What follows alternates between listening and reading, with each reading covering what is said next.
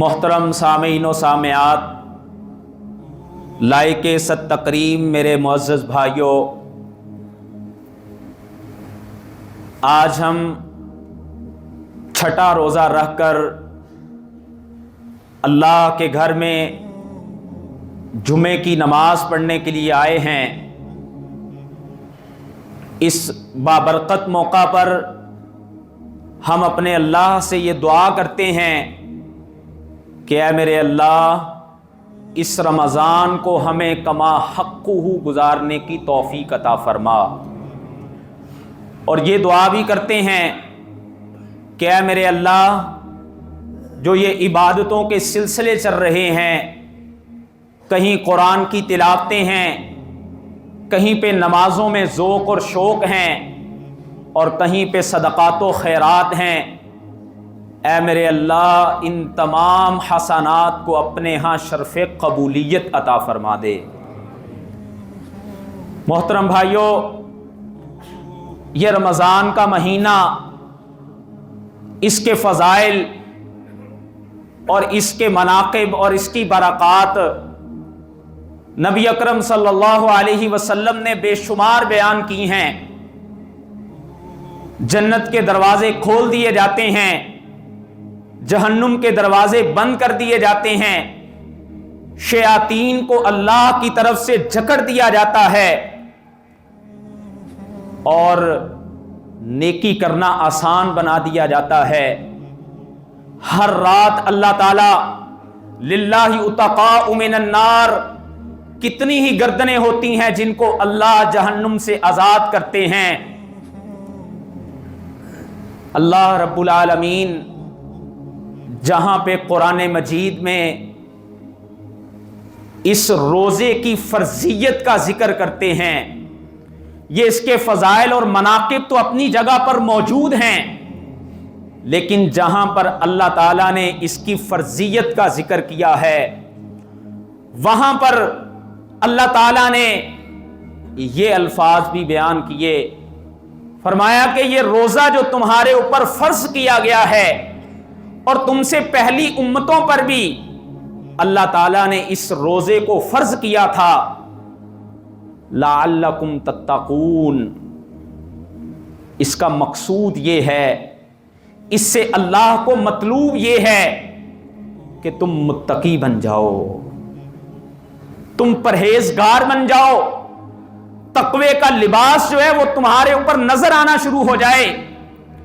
اور اگر ہم دین اسلام کی جملہ عبادات کو دیکھیں تو اللہ رب العالمین نے ان جملہ عبادات سے جو مطلوب ہے وہ اللہ کے ہاں تقوی ہی ہے۔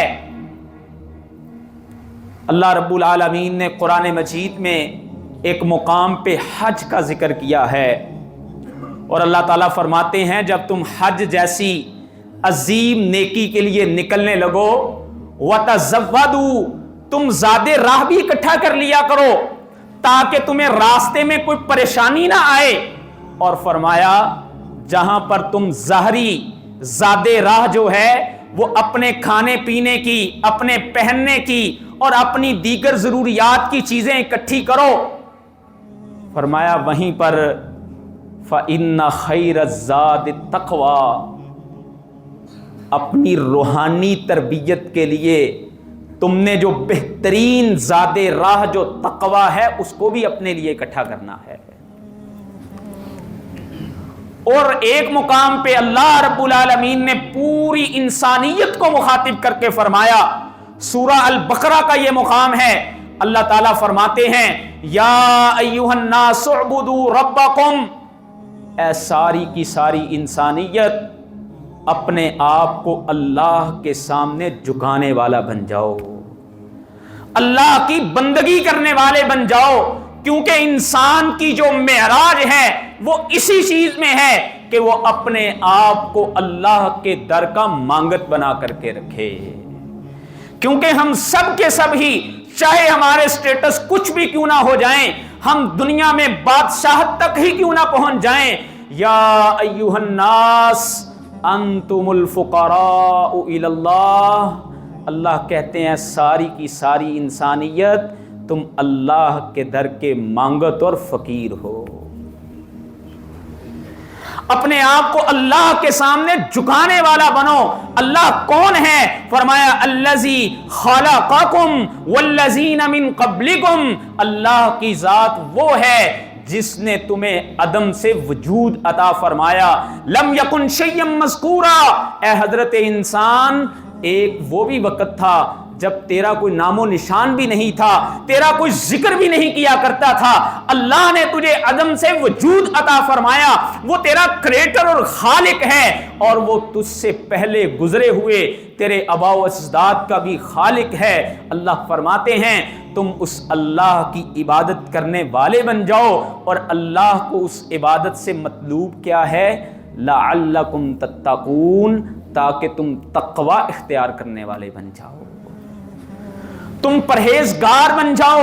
اور یہ تقوی ہی وہ چیز ہے جس کے متعلق اللہ رب العالمین قرآن مجید فرقان حمید میں فرماتے ہیں، فرمایا انما یتقبل اللہ من المتقین، اللہ کے ہاں نیکیوں کی قبولیت کے جو معیار ہیں وہ اللہ کے ہاں تقوی کی بنیاد پر قبول کی جاتی ہیں۔ آپ نے فرمایا التقوی ہاہنا، التقوی ہاہنا ویشیر الی صدرہ، اللہ کے نبی فرماتے رہے لوگوں تقوی یہاں سے ہوتا ہے، یہ دل کی طرف، اپنے سینے کی طرف آپ نے اشارہ کر کے بتلایا کہ تقوی جو ہوتا ہے وہ اللہ کے ساتھ تعلق کے نام کو کہتے ہیں۔ آئیے آج میں اور آپ دیکھیں کہ ہم نے 5 روزے گزار لیے، کیا ان 5 روزوں کے گزرنے کے بعد میری زندگی میں کوئی چینج آیا ہے کہ نہیں آیا ہے؟ میں اور آپ اپنا محاسبہ کر کے دیکھیں، کیا آج میں جہاں پر کھڑا ہوں رمضان سے پہلے بھی وہیں تو نہیں کھڑا تھا؟ میری زندگی میں کوئی چینج آیا ہے کہ نہیں آیا ہے؟ کیا میرے ہاتھ جو ہیں وہی کام کرتے ہیں جو اللہ کو پسند ہیں؟ کیا میرے پاؤں جو ہیں وہ اسی طرف اٹھ کے جاتے ہیں جس طرف چلنا اللہ کو پسند ہے؟ کیا میرے کان جو ہیں وہی سنتے ہیں جس کو اللہ پسند کرتے ہیں؟ کیا میری آنکھیں جو ہیں وہی دیکھتی ہیں جس کو اللہ پسند کرتے ہیں؟ یا میں اس کے مختلف سائٹ پر کھڑا ہوں؟ اگر میری کیفیت یہ ہے تو یاد رکھیے میں کون ہوتا ہوں یہ بات کہنے والا؟ امام کائنات جناب محمد الرسول اللہ صلی اللہ علیہ وسلم نے فرمایا اللہ کے دربار میں کچھ لوگ ایسے بھی ہوں گے من لم یدع قول الزور والعمل به، جنہوں نے روزہ بھی رکھا، جنہوں نے بھوک کو بھی برداشت کیا، جنہوں نے پیاس کو بھی برداشت کیا، لیکن انہوں نے غلط قسم کی بات کہنا نہیں چھوڑی، انہوں نے جھوٹی بات کو کہنا نہیں چھوڑا، انہوں نے اپنی زبانوں کو پاک نہیں کیا، انہوں نے اپنے ہاتھوں سے لوگوں کو تکلیف دینے سے باز نہ آئے، وہ اپنے ذہن کی شرارتوں سے لوگوں کو محفوظ نہ کر سکے، ان کے ذہن جو ہیں، ان کے ہاتھ جو ہیں، ان کے پاؤں جو ہیں وہ اللہ کی نافرمانی میں ہی چلتے رہے۔ اللہ کے نبی صلی اللہ علیہ وسلم فرماتے ہیں فَلَيْسَ لِلَّهِ حَاجَةً أَن يَدَعَ طَعَامَهُ وَشَرَابَهُ، ایسے انسان کا بھوکا اور پیاسا رہنا اللہ کو اس کی کوئی ضرورت نہیں ہے۔ تو آئیے ہم دیکھیں کیا ہمارے اندر کوئی چینج آیا ہے کہ نہیں آیا ہے؟ یہ روزے جیسی عظیم عبادت جس کے اجر کی بات کی جائے تو اس کا اجر اتنا بڑا ہے۔ اللہ کے نبی صلی اللہ علیہ وسلم فرماتے ہیں کل عمل ابن آدم کا کوئی بھی جو عمل ہوتا ہے اس کو اللہ کے فرشتے لکھ لیتے ہیں الا الصوم، مگر جب روزے کی باری آتی ہے اللہ کے بندے نے جو اللہ کے لیے کھانا پینا چھوڑا، اللہ کے لیے اپنے آپ کو شہوات سے روک کر کے رکھا، اللہ کے بندے نے صبح سے لے کے شام تک ایون کے افطار سے پہلے یہ دسترخوان پہ بیٹھا ہوتا ہے، حلال چیزیں اس کے سامنے موجود ہوتی ہیں، اس کی اتنی جرت نہیں ہوتی ہے کہ یہ 1 منٹ قبل جو ہے اس کو اٹھا کر کے اپنے منہ میں ڈال لے۔ اس پہ اتنا گہرا صبغت اللہ ہوتا ہے، اللہ کا رنگ ہوتا ہے، اس نے اپنے آپ کو اللہ کی اطاعت میں اتنا اس قدر ڈھالا ہوتا ہے، اللہ کو یہ بندہ محبوب پھر اتنا ہوتا ہے۔ اللہ فرماتے ہیں فَإِنَّهُ لِي وَأَنَا أَجْزِي بِهِ، اس میں اخلاص اس قدر تھا، اب اس بندے کو اس کا اجر بھی میں خود ہی ادا کروں گا۔ اور بعض شارحین حدیث نے وَأَنَا أَجْزِي بِهِ جو حدیث کے لفظ ہیں اس کو أَنَا أُجْزِيَ بِهِ بھی پڑھا ہے کہ اس کا اجر جو ہے، اس کی جزا جو ہے وہ میں اللہ ہی ہوں، میں اس کو مل جاؤں گا۔ تو آپ اندازہ کیجئے روزے کا اجر جو ہے، روزے کا ثواب جو ہے یہ کتنا بڑا ہے، اور اس روزے سے مطلوب اللہ کو مجھ سے اور آپ سے جو ہے وہ تقوی ہے۔ تقوی کسے کہتے ہیں؟ تقوی کی ڈیفینیشن کیا ہے؟ اگر میں سادہ لفظوں میں آپ کو تقوی سمجھانا چاہوں، آپ کو تقوی بتلانا چاہوں، تو تقوی اس چیز کو کہتے ہیں کہ انسان کے اندر نیکی کرنے کا شوق پیدا ہو جائے اور انسان کے اندر گناہوں سے نفرت پیدا ہو جائے۔ تقوی اس بیریئر کا نام ہے، تقوی اس رکاوٹ کا نام ہے کہ جب آپ کوئی گناہ کرنے لگیں وہ آپ کے اور اس گناہ کے درمیان جو ہے آ کر کے حائل ہو جائے اور آپ کو اس گناہ سے روک دے، آپ کے اندر جو ہے وہ گناہوں سے نفرت پیدا کر دے اور آپ کو نیکیوں کے اوپر ابھارنے والا بنا دے۔ اس کو سادہ الفاظ میں تقوی کہتے ہیں۔ امام طبری رحمت اللہ علیہ اپنی تفسیر طبری کے اندر یہ قول لے کر کے آئے ہیں، اللہ کے نبی صلی اللہ علیہ وسلم کے صحابی سیدنا عمر رضی اللہ تعالی نے ایک دن حضرت ابی بن قعب سے پوچھا، اے ابی بن قعب تقوی کس کو کہتے ہیں؟ تقوی تو مجھے سمجھاؤ۔ ابی بن قعب کہنے لگے، کیا تم نے عمر کبھی دیکھا ہے کہ اگر تم کسی خاردار کانٹوں والے جھاڑیوں والے راستے سے گزر رہے ہو تو تم کیسے گزرو گے؟ کہا میں ایسے گزروں گا کہ میں اپنے وجود کو سمیٹ کر کے، اپنے کپڑوں کو اچھی طرح جو ہے لپیٹ کر کے کہ کہیں کوئی کانٹا میرے کپڑوں کے ساتھ نہ الجھ جائے، میرے وجود کے ساتھ نہ لگ جائے۔ کہا اسی کو تقویٰ کہتے ہیں۔ اس دنیا میں ایک ایک قدم رکھنے سے پہلے پھونک کر کے دیکھ لینا، ایک ایک بول بولنے سے پہلے یہ دیکھ لینا، ایک ایک چیز دیکھنے سے پہلے اس بات کو سمجھ لینا کہ یہ میرے اللہ کو پسند ہے کہ نہیں ہے، وہ میرا خالق جس نے مجھے بنایا ہے وہ اس کو صحیح سمجھتا ہے کہ نہیں سمجھتا ہے، اس چیز کا خیال کر لینا، اس کو تقویٰ کہتے ہیں۔ اور تقویٰ جو ہے وہ اللہ کی ناراضگی سے بچنے کا نام ہے۔ اور میرے بھائیوں اس سے اگلی چیز یہ ہے کہ جیسے ہم اللہ کی ناراضگیوں سے، گناہوں سے، جلوتوں میں بچتے ہیں، اپنی خلوتوں میں بھی ہم اسی طرح اللہ سے ڈرا کریں۔ ہم جلوتوں میں تو بعض دفعہ یہ خیال کر رہے ہوتے ہیں مجھے کوئی فلاں دیکھ کر کیا کہے گا، لیکن خلوتوں میں ہم اس چیز کا خیال نہیں کر پاتے۔ خصوصاً میں اپنے نوجوان بھائیوں کو یہ کہنا چاہوں گا کہ وہ چیز جس کو آپ بیٹھ کر کے 4 لوگوں میں نہیں دیکھ سکتے ہیں، وہ کام اور حرکت جو آپ اپنے بڑوں کے سامنے نہیں کر سکتے ہیں، اس کو تنہائیوں میں بھی نہ کیا کریں، اس کو اللہ کے لیے چھوڑنے والے بن جائیں، کیونکہ میرے اور آپ کے پیغمبر جناب محمد الرسول اللہ صلی اللہ علیہ وسلم نے فرمایا کل قیامت کا دن ہوگا، کچھ لوگ آئیں گے اللہ کے دربار میں، تہامہ پہاڑ کے برابر نیکیاں ہوں گی، بڑی بڑی نیکیاں ہوں گی، لیکن ان کے کسی کام وہ نیکیاں نہیں آ سکیں گی۔ صحابہ نے کہا جل لنا یا رسول اللہ، صف لنا یا رسول اللہ، اللہ کے نبی صلی اللہ علیہ وسلم ہمیں ان لوگوں کے اوصاف تو بیان کیجئے کہ جن کی نیکیاں ان کے کام نہیں آ سکیں گی، عاملۃ ناصبہ، جن کے عمل کر کر کے پیشانیاں تھک چکی ہوں گی، تسلا نارا حامیہ، جن کو یہ کہا جائے گا کہ ان کو روند کر کے جہنم کے اندر ڈال دیا جائے، ان کی نیکیاں ان کے کسی کام نہ آ سکیں گی۔ اللہ کے نبی صلی اللہ علیہ وسلم فرماتے ہیں اے میری امت کے لوگوں، اذا خلو انتہکوا بمحارم اللہ، جب یہ تنہائیوں میں جاتے ہوں گے اللہ کی حدوں کو توڑنے والے ہوں گے۔ ان کی تنہائیاں پاک نہیں ہوں گی، ان کی تنہائیاں گناہوں سے بھری ہوں گی۔ آؤ میرے بھائیوں آج ہم اپنا جائزہ لے کر کے دیکھیں کہ ہماری تنہائیاں، ہماری خلوتیں وہ کس طرح کی ہیں، وہ اللہ کے ساتھ، اللہ کے سامنے پاک اور صاف ہیں کہ نہیں ہیں۔ کیونکہ یہ ایک ایسا معاملہ ہے کرامن کاتبین یعلمون ما تفعلون. اللہ فرماتے ہیں ہم نے تمہارے ساتھ کرامن کاتبین رکھ دیے ہیں، تم کوئی بھی عمل کرتے ہو اللہ کے فرشتے اس کو جان رہے ہوتے ہیں. اور یہ تقوی جیسی عظیم چیز اللہ کے نبی صلی اللہ علیہ وسلم کے صحابی حضرت عرباض بن ساریہ رضی اللہ تعالیٰ عنہ فرماتے ہیں ایک دن اللہ کے نبی صلی اللہ علیہ وسلم کے پیچھے ہم نے فجر کی نماز پڑھی. فجر کی نماز کے بعد اللہ کے نبی ہمیں درس دینے لگے. آپ نے اتنا عظیم درس دیا، اتنا بلیغ درس دیا.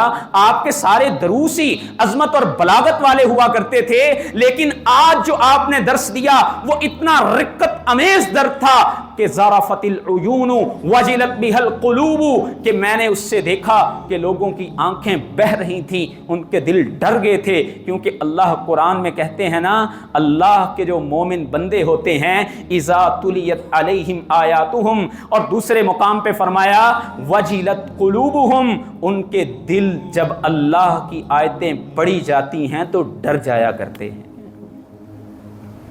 نبی اکرم صلی اللہ علیہ وسلم نے واعظ فرمایا. صحابی کہتے ہیں کأنہ ہذہ موعظۃ مودع، مجھے تو ایسے فیل ہو رہا تھا جیسے آج آپ الوداعی خطبہ ارشاد کر رہے ہیں. آپ کا جو خطبہ تھا، آپ کا جو درس تھا، مجھے ایسے لگ رہا تھا کہ جیسے الوداعی درس ہے. اللہ کے نبی صلی اللہ علیہ وسلم نے فرمایا اے میرے صحابہ، آج میں تمہیں ایک بات کی نصیحت کرنا چاہتا ہوں. فرمایا وہ نصیحت یہ ہے اوصیکم بتقوی اللہ والسمع والطاعہ، میں تمہیں اللہ سے ڈرنے کی وصیت کرتا ہوں. میں تمہیں اللہ سے ڈرنے کی وصیت کرتا ہوں، کیونکہ میرے بھائیوں یہ تقوی وہ چیز ہے جو دنیا کی ہر اس جگہ پہ جا کے کام کرتا ہے جہاں پہ دنیا کے سارے سورس جو ہیں وہ فیل ہو جاتے ہیں. کیمرے کی آنکھ کے سامنے تو سارے ہی سیدھے ہو کے بیٹھ جاتے ہیں، لیکن تنہائیوں میں جہاں پہ کوئی نہیں دیکھنے والا ہوتا ہے، اگر وہاں پر انسان کو گناہوں سے بچانے والی کوئی چیز ہوتی ہے تو وہ ایک ہی چیز ہے، وہ اللہ کا ڈر، خشیت باری تعالی ہے. اسی لیے نبی اکرم صلی اللہ علیہ وسلم نے اپنے ایک صحابی کو نصیحت کرتے ہوئے فرمایا، جب اس نے کہا اللہ کے نبی مجھے کوئی نصیحت کیجئے، آپ نے فرمایا اتق اللہ، تو اللہ سے ڈرنے والا بن جا. اینما کنتا، تو جہاں کہیں پر بھی ہو، تو ہر وقت جو ہے اپنے اوپر اللہ کے ڈر کو، اللہ کے خوف کو، تقوی کو، جو کہ ساری عبادات کا مطلوب ہے اللہ کے ہاں، اس کو اپنے اوپر طاری کرنے والا بن جا. اور اللہ کے نبی صلی اللہ علیہ وسلم نے مجھے اور آپ کو اس کے حصول کے لیے ایک عظیم دعا بھی سکھلائی ہے. وہ میں دعا آپ کو بتاتا ہوں، اس کو خود بھی یاد کیجئے، اپنے بچوں کو بھی یاد کروائیے. اللہ کے نبی صلی اللہ علیہ وسلم نے وہ دعا ہمیں یہ بتائی. اللہ کے نبی اکثر یہ دعا کیا کرتے، اللہم آتی نفسی تقواہا، اے اللہ تو مجھے میرے نفس کا تقوی عطا فرما دے. اللہم آتی نفسی تقواہا وزکیہا انت خیر من زکاہا، اور اللہ تو میرے نفس کو پاک کر دے، تجھ سے بہتر اس کو پاک کرنے والا کوئی نہیں ہے. اللہم انت ولیہا، اللہ میرا ولی تو تو ہی ہے، اللہ تیرے علاوہ میرا ہے بھی کون ہے. اللہ اگر تیرے در سے دھتکار دیے گئے تو اللہ ہم جائیں گے بھی کہاں. اللہ آپ کے در کے علاوہ تو کوئی اور ہے بھی نہیں ہے، اللہ آپ ہی تو ہیں.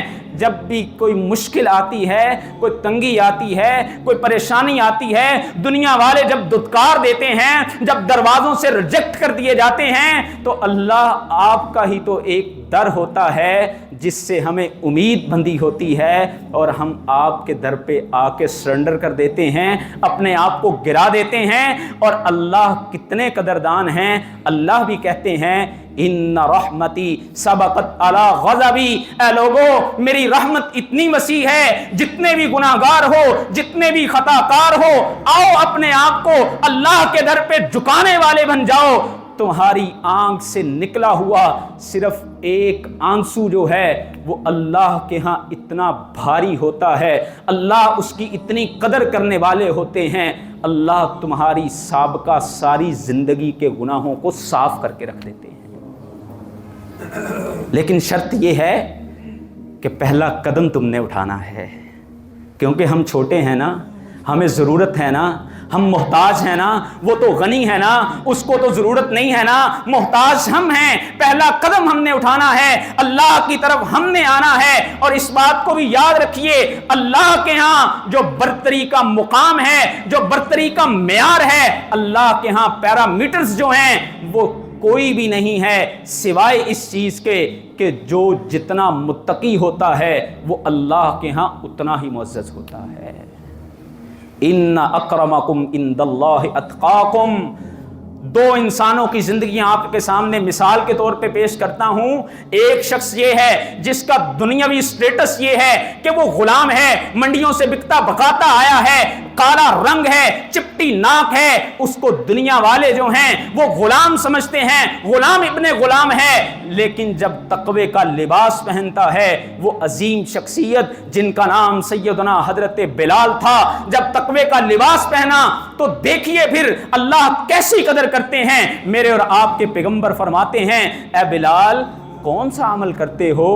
چلتے تم اللہ کی زمین پہ ہو اور تمہارے قدموں کی آہٹ تو جنت میں سنائی دیتی ہے۔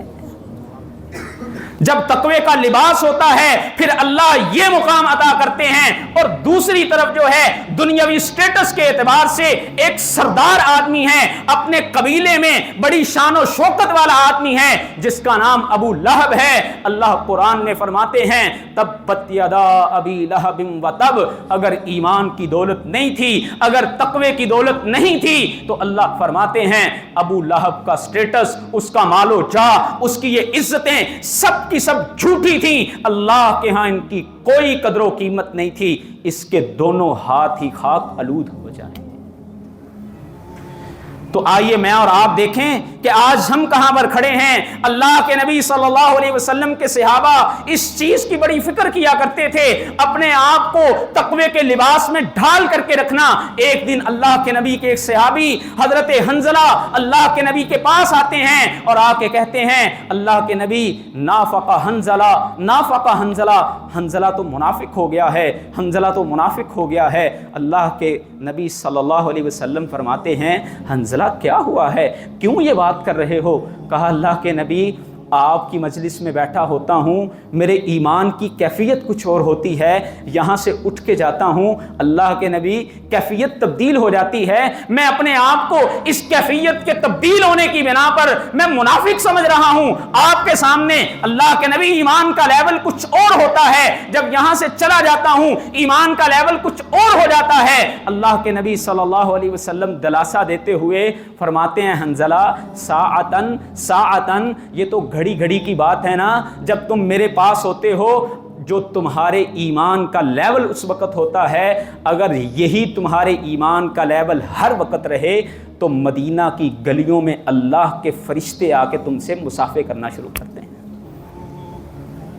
صحابہ اتنا خیال کرتے ہیں ان چیزوں کا۔ تو آئیے میرے بھائیوں، متقی، تقوی، یہ ہم نے جب سمجھ لیا تو تقوی کے اوصاف کیا ہیں، متقین میں خوبیاں کون سی پائی جاتی ہیں، اگر آپ نے پڑھنا ہے تو آج اپنے گھروں میں جا کر کے قرآن مجید کا پہلا ورق جو ہے سورۃ الفاتحہ سے اگلا ورق سورۃ البقرہ جہاں سے شروع ہوتی ہے اس کو کھول کر کے اپنے بچوں میں بیٹھ کر کے قرآن کی تلاوت کر کے ترجمے کے ساتھ پڑھیے گا۔ اللہ رب العالمین فرماتے ہیں ذالک الکتاب لا ریب فیہ ہدن للمتقین، یہ لا ریب کتاب جو ہے اس کو اللہ نے متقیوں کے لیے ہدایت بنا کے بھیجا ہے۔ فرمایا متقی کون ہیں؟ الذین یؤمنون بالغیب، جو غیب کے اوپر ایمان رکھنے والے ہیں۔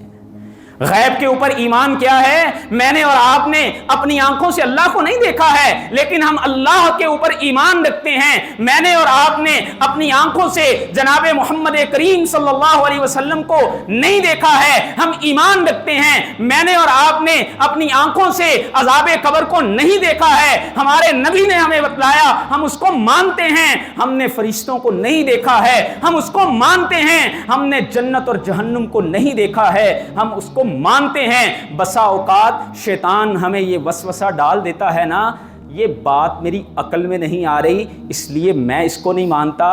میرے بھائیوں، ہم نے اپنی عقلوں کو دین کے تابع کرنا ہے، نہ کہ دین کو عقل کے تابع بنانے کی کوشش کرنی ہے۔ یؤمنون بالغیب، آج آپ کو معاشرے میں بڑے عقلانی لوگ ملیں گے، نیچر کی باتیں کرنے والے ملیں گے، بے عقلی والی باتیں کرتے ہیں۔ اللہ جب کہہ رہے ہیں کہ کچھ چیزیں ایسی ہیں جو تمہاری سمجھ میں نہیں آ سکتی، تمہارا کریٹر اور خالق تمہیں بتا رہا ہے تمہاری کیپیسٹی اس سے زیادہ ہے ہی نہیں ہے، تم اس کو سمجھ نہیں سکتے ہو، تم کیسے چاہ رہے ہو کہ میں ان چیزوں کو بھی سمجھنے کی کوشش کروں جو سمجھنے کی میرے اندر کیپیسٹی نہیں ہے۔ یؤمنون بالغیب ویقیمون الصلاۃ، نماز کو قائم کرنے والے ہیں۔ اقامت صلاۃ دین کا ایک بنیادی شعبہ، ایسا شعبہ جس کو نبی اکرم صلی اللہ علیہ وسلم نے کفر اور اسلام کے درمیان تفریق کا ذریعہ بتایا ہے۔